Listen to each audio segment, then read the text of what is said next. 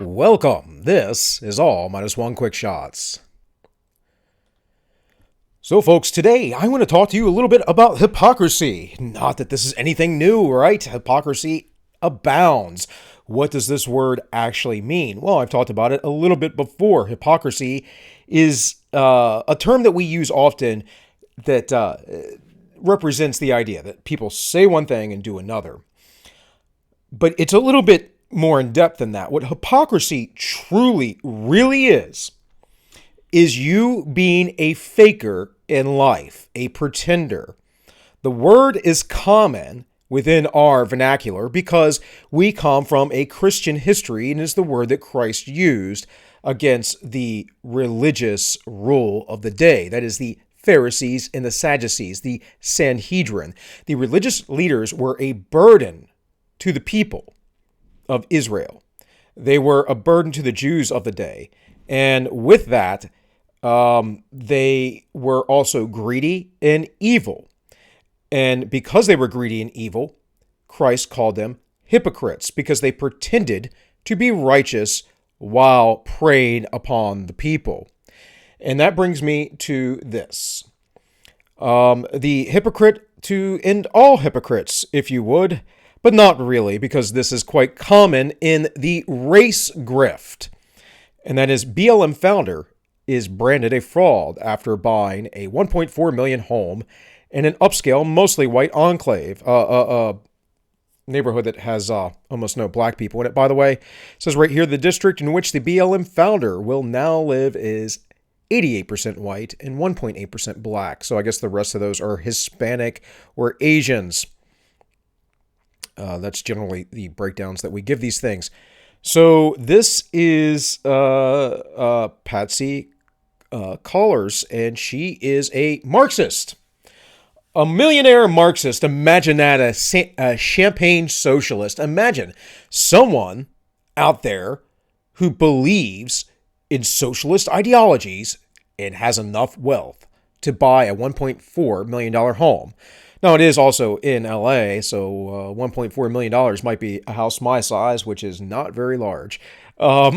Still, there is more evidence that she has spent other money funneled to her via donation for Black Lives That Matter and fighting police brutality and burning down cities as well. Not fighting that, of course, encouraging that and the defunding of the police, while she goes and becomes rich for having the proper think that is for the hypocrite establishment.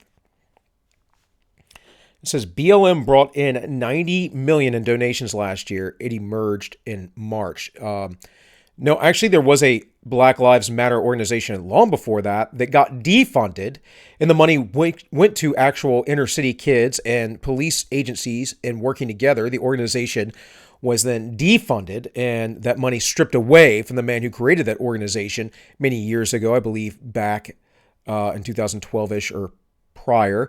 And yeah, all the money was then given to this person of whatever, person of bad intent in order for them to basically buy their own home. But this is nothing new, folks. In fact, this quote from Booker T. Washington says it all. There is a class of colored people who make a business of keeping the troubles, the wrongs, the hardships of the Negro race before the public, having learned that they are able to make a living out of their troubles. They have grown into the settled habit of advertising their wrongs partially because they want sympathy and partially because it pays. Some of these people do not want the Negro to lose his grievances because they do not want to lose their job. And part of this, folks, is the virtue of being a victim. Now, I did a video on this a while ago, used a lot of a video that Aiden Paladin did. She did an excellent video on this a while ago in the literature in academia. So I will link that at the end of this. If you want to watch it, you can go watch hers as well. I just use some clips from hers and then show the actual studies. But this is a thing for narcissists. They have victimhood mentalities. And we see this often with these supposed woke anti-racial activist like Mr. Al Sharpton here, who is another race grifter who started race riots before and has done many terrible things in his life. And if we read about the man, we can see, we go a little bit further down here. I pulled this article because it talks about his money and how he made his money. And it talked about him being, of course, a community organizer, and he established a nonprofit, the NAN, and whatever else. But mostly the guy goes on TV and he talks trash about, racism. He makes his money off being a victim and the victims of others, even though he is a multi-millionaire. And he gets almost $5 million a year, and Al drew a salary, or sorry, the organization gets almost $5 million a year. And then the organization drew $241,000 a year. In the recent past, the revenue stream has gone up to $6.9 million. As a result, Sharpton took a pay raise of more than $412,000 and a bonus of $64,000. He went on to say that this bonus was actually for the past salaries he did not receive. Okay, Al. And these are quite substantial. I'm not saying this guy, started some organization, whatever, can't make his money, but how much of that money is he giving back to the community that's supposedly oppressed? What has he actually done to solve any race relations? What has he actually done to these inner cities since he has been active? What has Patrisse Cullors actually done other than earn herself $1 million home? I'm not sure. I don't know. I do know that Al Sharpton has had tax problems with 67 felony counts of tax evasions, fraud, and larceny. In 93, he pled to a misdemeanor charge for his failure to file a state income tax. In 96, mismanagement of business and personal earnings, blah, blah, blah, blah, blah, blah, blah. But this must all be because he's black and a victim, not because he is shady, right? Let's go to another guy that's quite famous. You don't hear much about anymore, and that is Reverend Jesse Jackson, who's worth a $9 million, a cool $9 million. That's pretty insane to me for some random Baptist minister who is also a race grifter. Now, he was in with Martin Luther King back in the day. People have various opinions about Dr. King. I think he seemed to be an all right guy. I don't know about all the slanderous things that are said about him, if they're true or not. I know that there is a lot of counterintelligence from the FBI, a lot of misinformation put out there about Dr. King. But what I do know is that his stance of pacifism and his speech of judging people on the content of their character are very important historical moments, and they should educate us, regardless of whatever else is going on with his life. Jesse Jackson, I don't know what he's done other than raise money and be a race grifter. And we can continue with this a little bit. And his son, who collects, $138,000 a year from the federal government. I would really like that money. I'm not indigent because my wife works, but I'm doing this as well as staying home for various reasons that her and I have worked out over time. But that'd be great. I'd like to make that money. And you guys out there, some of you have donated and appreciate 1,000,000%. But the size of my channel and any donations that I've received basically cover overhead stuff like running StreamYards over on the ends justify the memes. Overhead for me here isn't anything, so not a big deal, but it does help. It helps me and my family if you guys provide. But regardless, I'm going to keep doing this.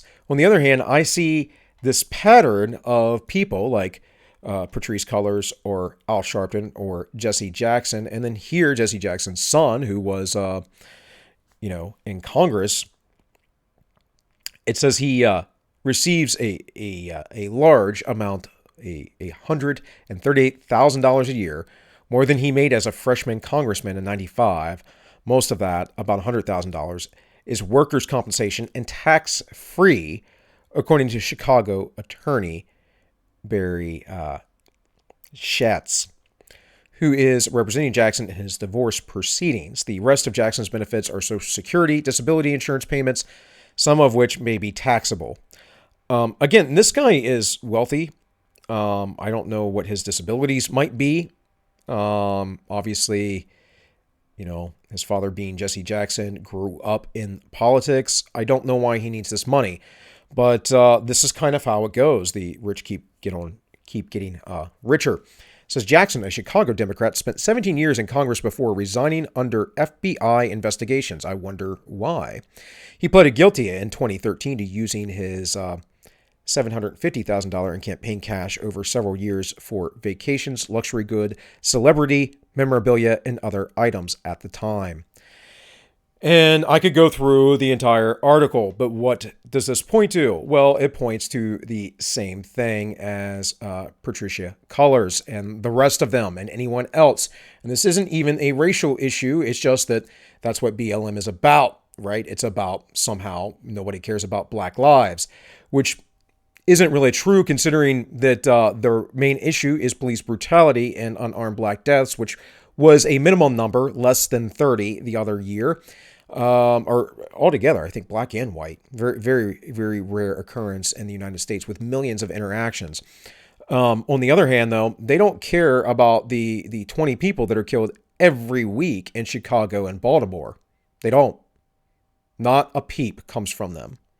This is about the grift. This is about money. And I'm going to read to you very quickly from Manning Johnson and Color Communism and Common Sense. And of course, you can find this online.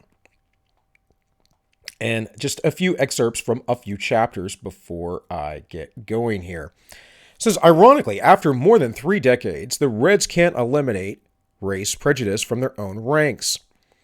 Pettis Perry's article clearly show that the centuries-old racial, national, social, economic, and political differences between peoples plague and bedevil the communist vanguard despite indoctrination, training, discipline, and so forth. The human element resists the red straitjacket.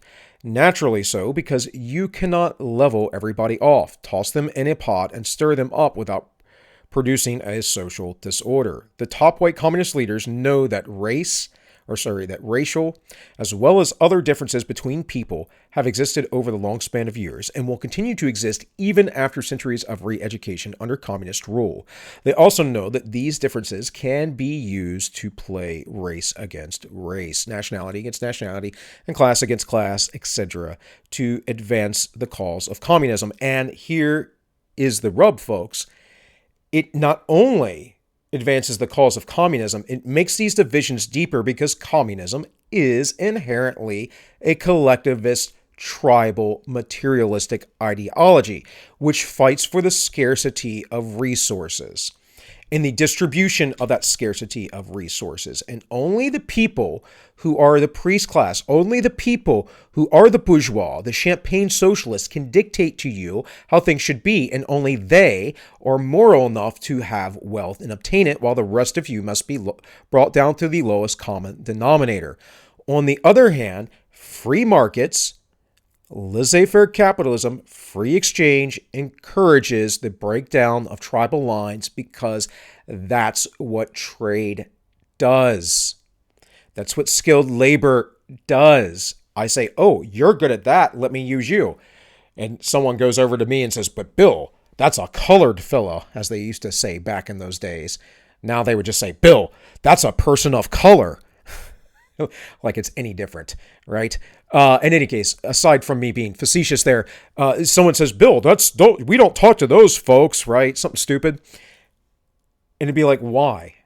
He has a good product, right? That's what I want. It's in my interest to do that. It is in the interest of my family. Are you literally going to sit here and tell me, you commie, fascist, tribalist idiots, that someone would not buy a loaf of bread or whatever it may be, food, if they were hungry or their family was hungry from someone of a different ethnic group than them? I don't think so. People don't think like that. If people think like that, it is because they have been brainwashed, or they just haven't really been experienced in the world and different cultures and things. I'm not saying you have to agree with all cultures or what they espouse or some of the weird things that some other cultures may do. That's not what I'm saying at all. What I'm saying is that most people aren't exposed to just different viewpoints. Sometimes will be very close-minded. For instance, years ago, I went on a date with a lady who had never left the county she'd grown up in. And I went out with her once. She kept calling me and talking to me. Wasn't that into her. I went to break it off with her, and it blew her mind. She's like, "You just want a yes girl, did it?" And I'm like, "No, there's no chemistry here. We haven't got out on a second date. It's been like a month." And I'm someone who's curious about the world, and I go out and explore. And you're just like, I don't eat this, I don't eat that, I've never been here, I never want to leave here, I never want to do anything. It's like, okay, well, have fun living your little cloistered life that basically ends without you ever growing. Me, I want to grow. I want to expand myself. In any case, let's see. I have a few other things from Manny Johnson here. But yes, this point right here needs to be understood, that there is a difference, that there is never any way to get past this racial issue within a collective, because there will always be the racial issue. There'll always be the tribal issue. And if it isn't race, it's going to be hair color, eye color, style, what kind of music you like. There's always going to be the cool kids, right? There's always going to be in groups. There are always preferences, folks, for certain activities. I will 1,000% preference hanging out with guys and my buddies and doing martial arts training than going over to like a baby shower, right? My wife's having a baby shower coming up. I'm not going to be there. I was at her gender reveal thing because, well, duty calls sometimes. But otherwise, yeah, that's not something I'm into. Not going to be there. Stupid. Let the women take care of it. In any case, so creating hate, the red propagandists distort the facts concerning racial differences for ulterior motives, of course. All the right is not on the Negro side, and neither is all the wrong. The same holds true with regard to the white man's side. The repository of good or evil is not to be found in any particular race. Black men are just as good or as bad as white men, yellow men, or just as good or as bad as brown or red. It ill behooves anyone to speak about the other. Agreed. Not the same, though, also of speaking of statistical facts or issues or problems, but whatever. To one familiar with the red trickery, it is obvious that placing the blame for all the Negro's ills at the door of the white leader in America is to remove all responsibility from the Negro. This tends to make the Negro feel sorry for himself, blame others for his failures, ignore the countless opportunities around him, jealous of the progress of other racial and national groups, except the white man, to do everything for him. Look for easy and quick solutions, as a substitute for the harsh realities of competitive struggle to get ahead, 100%. And that's what this quote is about from Booker T. Washington. And that is the grift that is going on here from Black Lives Matter and Patrisse Cullors. It's to keep you all oppressed, to keep folks in a state of poverty, which is a mindset that I'm poor and helpless, and irresponsibility. Because if you allow people to understand that they are responsible for themselves, well, by golly, how in the world are we going to bring in our collective utopia? And finally, I have the title of this chapter, Race Pride is Passé, and I would agree. Not that our cultures aren't important, but let's not be focusing purely on the ethnic group, right? The Negro businessman has always been a chief target of the Reds. They despise him because of his conservatism. They label him a tool of the white imperialist, and an enemy of the Negro masses, because those are the ones who say those things. Those are the ones who like slavery. They complain all day long about the wrong that was done to them and the slavery they were put in, yet they invite the chains to be put back on. Save me, mommy, daddy, government. Such labels are reserved for those the Reds plan to liquidate, and since the Negro businessman is an inspiration and example to other Negroes to take advantage of the countless opportunities of the free enterprise system, he is therefore an object of derision by communists. An enthusiastic response of the Negro to the appeal and opportunities for Negro business is a cordial bywalk against communism. Consequently, the Reds seek to discredit, discourage, and liquidate Negro businesses. And I'm not going to cover all this stuff. You guys can read his stuff, but the point is it's because this is what gets you ahead.